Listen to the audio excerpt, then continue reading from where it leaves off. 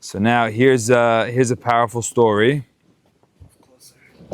Here's a powerful story on. We're going to end off with this story on the power of charity and the power of Hashem's protection. I heard this story actually from Rabbi Moshe Malka, and it's really, really a beautiful story. So, Don Isaac Abarbanel lived in Spain around the time of the Inquisition, and he was the treasurer for King Ferdinand and Queen Isabella. And he was very successful. He took the country to massive success, and he was really, really a powerful, powerful man. Now, with power and success always comes jealousy. And a lot of the advisors would poison the king against Rabbi Abarbanel. They would say, he's stealing from you, he's lying to you, he's taking all your money, he's stealing from your safe. Finally, if you tell someone something enough, they begin to believe you. The king calls in Abarbanel, and he says, I would like to have a ledger of all your assets. Give me your net worth statement. So Abarbanel says, give me some time. He comes back to the king a few days later. Here's my net worth statement. Let's say he said, I'm worth $700,000. The king goes to his advisor. His advisor says, he's a liar. His house is worth $2 million. How's he saying he's worth $700,000? So the king decides, he's 100%, he's lying to me. So the king says, I can't kill him in front of everyone. He has a lot of allies. He's a powerful man. It's going to cause an upheaval in the kingdom. So what am I going to do? I'm going to send a letter with him to the edge of town. I'm going to tell him to deliver this letter. On the edge of town was the king's stone factory. They would put stones in fire to carve them in 2,000-degree fire. The letter would read the following. This letter was sent. Whoever handed you this letter, burn him in the fire. Tie him up and throw him in. He's going to tell you it's a mistake. Do not believe him. Don't listen. Throw him in the fire. Signed, the king. King's stamp. King tells Abarbanel, I need you to please deliver this letter. He doesn't know what's in it, so he's headed towards his death.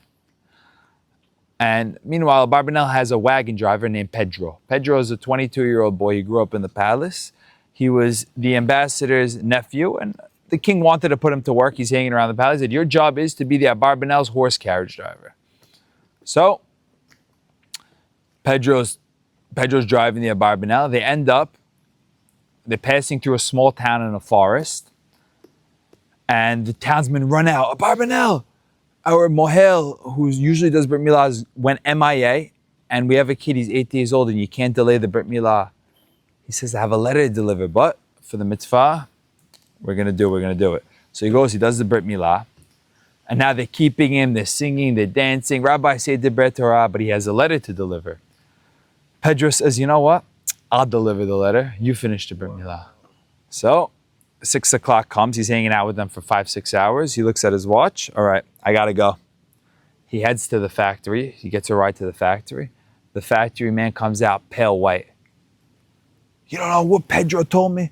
Whoa, slow down. What happened? He says, Pedro came with the letter. The second they opened the letter, they tied him up.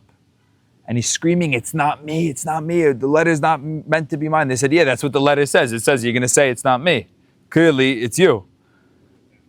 Now they're about to throw him in the fire. He says, you know what? I do deserve to die.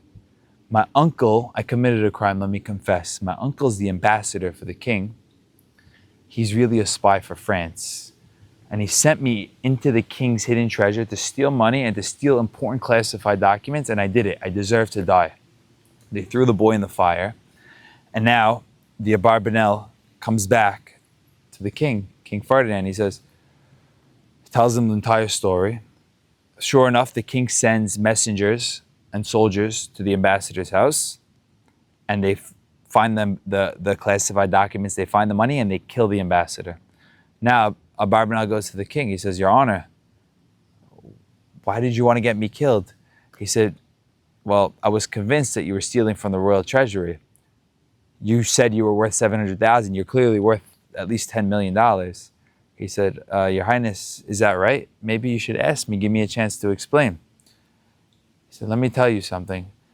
In this world, either a person leaves his money or his money leaves him.